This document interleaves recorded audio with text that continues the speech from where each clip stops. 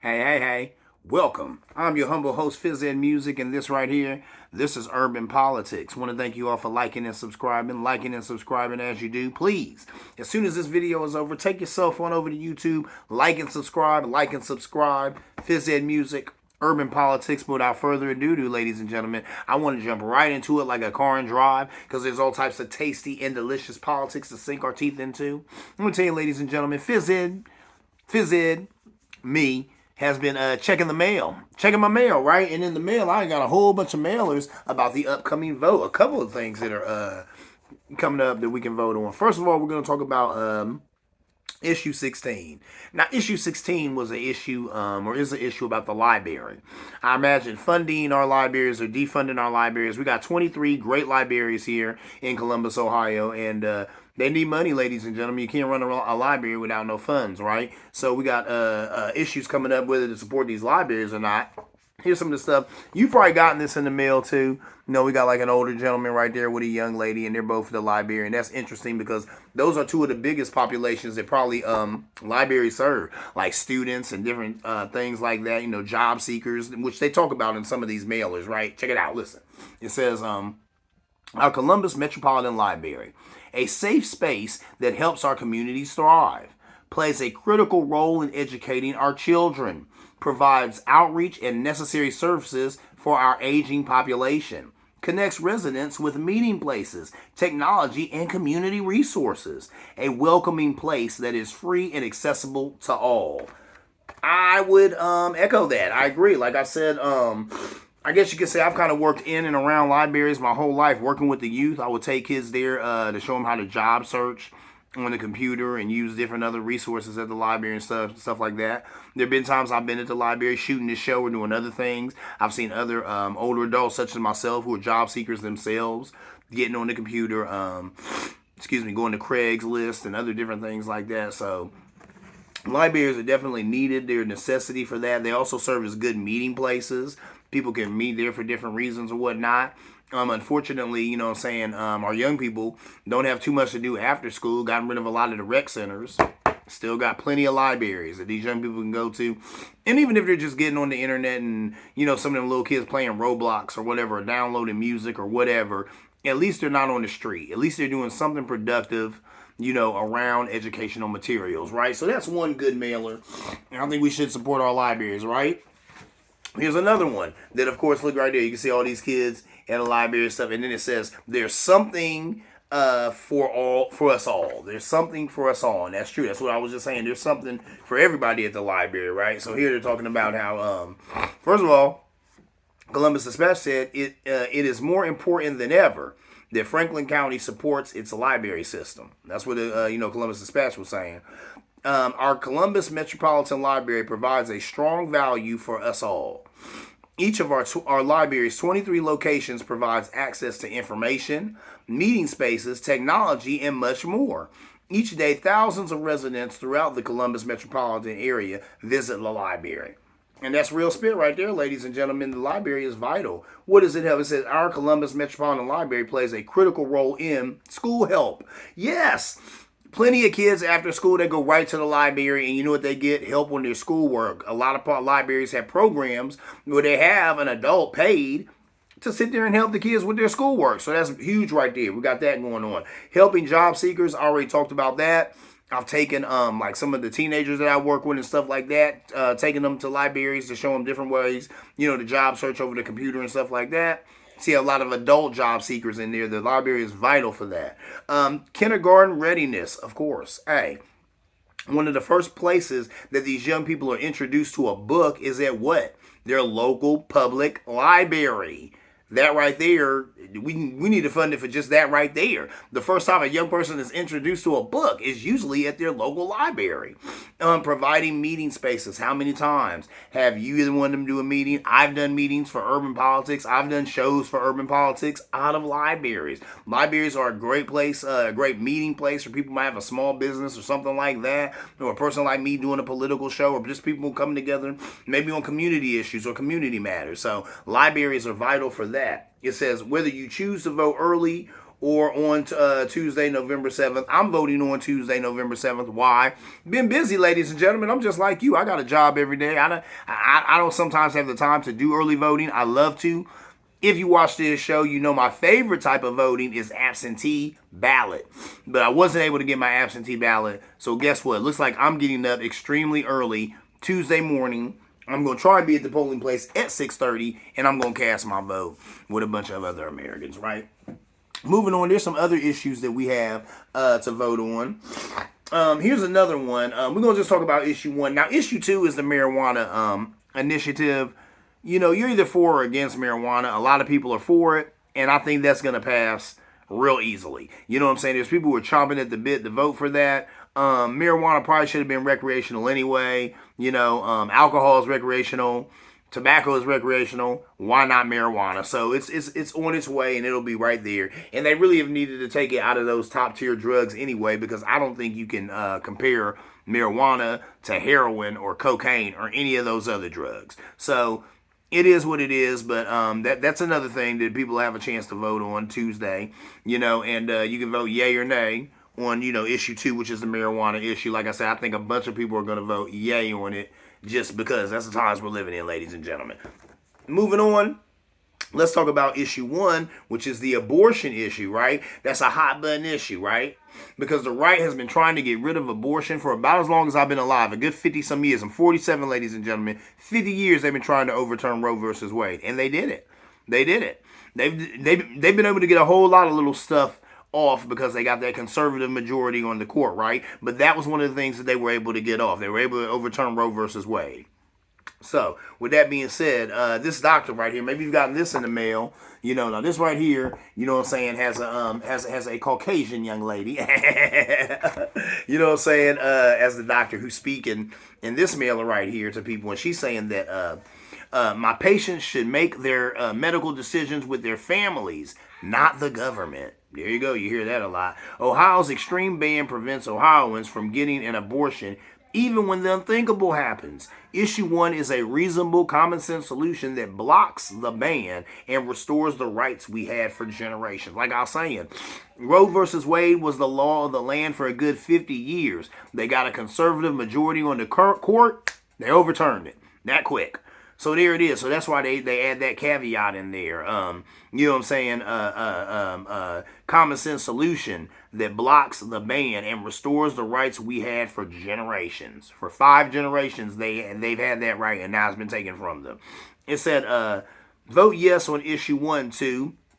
Ensure that doctors can help their patients when the unthinkable happens. Stop the dangerous ban that would outlaw abortion with no exceptions. Take government out of our most personal decisions. Vote yes on issue 1 by November 7th.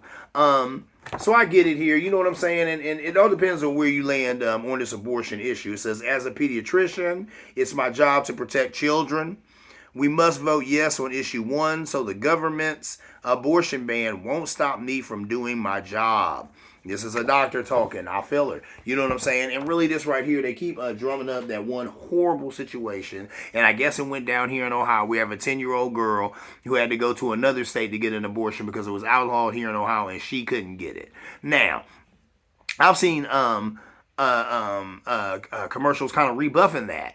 You're gonna say, yeah, you know, and it's a horrible situation that that a 10-year-old girl would be pregnant, but a woman's body is built to have a baby. What?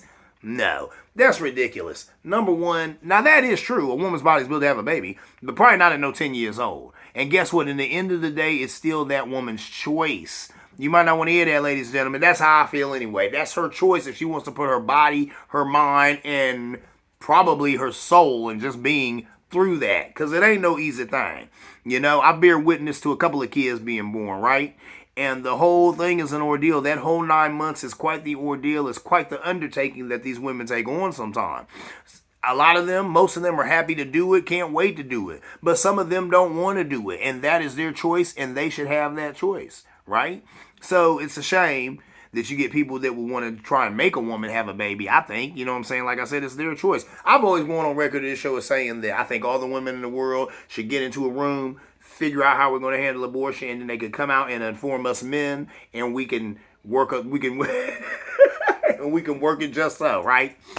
But that's just my opinion. Anyway, now this right here, this male has a very attractive sister on it, right? And she's pretty much saying the same thing that other lady was saying, that, issue one makes it hard for her to do her job, and that this is an extreme abortion ban. So, the mailer, comes like this, looking very good, looking very sleek, and says, Ohio's extreme abortion ban threatens my patients' lives and doesn't make exceptions for rape or incest.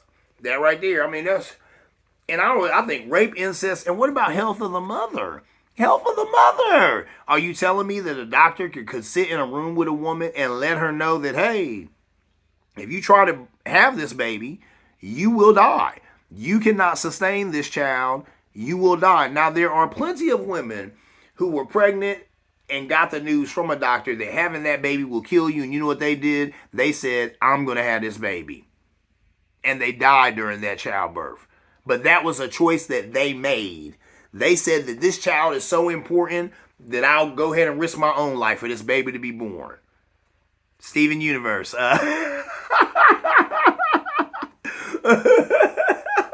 ever watched that show? The Crystal Gems. His mom died giving birth. She had to give up her, I think she reverted back to a gym or whatever having him. There are women who die in childbirth. There are some women who don't want to take that choice, who don't want to take that chance. Some doctor came to some women and said, hey, look, you could die having that baby. And she said, well, I don't want it because I wants to live. And if it's me or the baby got to go because I'm already here. I get that too. That is that woman's choice. It is that woman's choice. I just had this debate a little while ago with a brother. Now I had to let him know. In my mind, it's that woman's choice whether she wants to put her mind, her body, and her soul through that whole experience, that whole ordeal of bearing a child. It's no little thing. It ain't no lightweight thing. He said, well, look, if the woman don't want the baby, she could bring the baby to term and then just sign over all the rights to the father. Okay, but just that 9 months of having that baby is hard.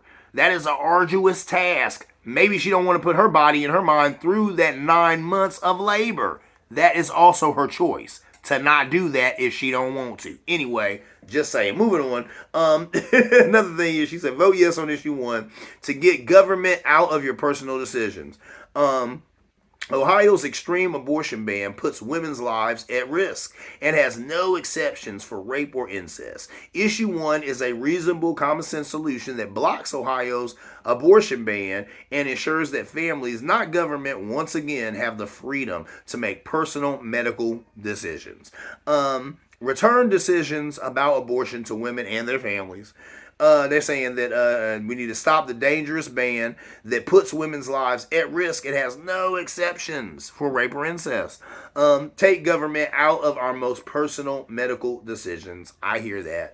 And I agree with that, ladies and gentlemen. I don't know what to tell you. You know what I'm saying? I really do agree with that. It's not a woman having an abortion, that is a conversation. That's between her and her God and her family. And her husband, maybe. You know what I'm saying? Some of these women who are pregnant, they ain't even going to tell their husband. Because maybe he want to keep it. She knows that we're financially in no position for another child. And I'm not even going to say it to him because in his mind, he'll want to keep that baby because he loves me and he loves the babies we already have. But I know, that woman knows financially, they cannot handle that burden. So she's not even going to tell her husband. She's just going to handle her business. I'm not mad at her. These women have to live in reality. We have a whole political party that's so against rape, but they don't want to get that woman a quarter when that baby comes out the womb. They steadily cutting education programs. They steadily cutting after school programs. They steadily cutting WIC. They steadily cutting food stamps. They won't feed these kids, but they'll make these ladies have them. Make it make sense, ladies and gentlemen. Make it make sense. That's all I'm saying. Anyway, moving on.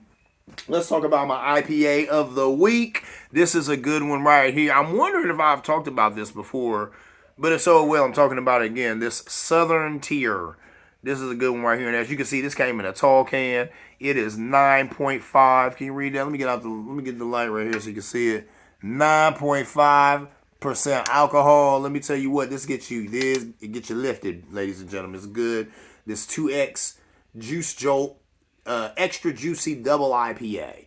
It is really, really good. I'm gonna tell you, I've gotten this a couple times and never been dissatisfied with it. It has that kick. It has a really good flavor. It is a juicy IPA. It says it's bold, fruit juice flavor.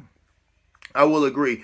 I don't like this as much as I like Juice Force, only because I just like to taste the Juice Force a little bit better. But this is also a really, really good. It says bold, dynamic, extraordinary. It's all of that, ladies and gentlemen. It's all of that. I get this all the time. A lot of times I like to get this and a Juice Force because they two extremely strong IPAs that come in tall cans and they're easy to down. So that's a good night, right? So if you got a little bit of money in your pocket, ladies and gentlemen, run on down there and get you a Southern Tier 2X Juice Jolt.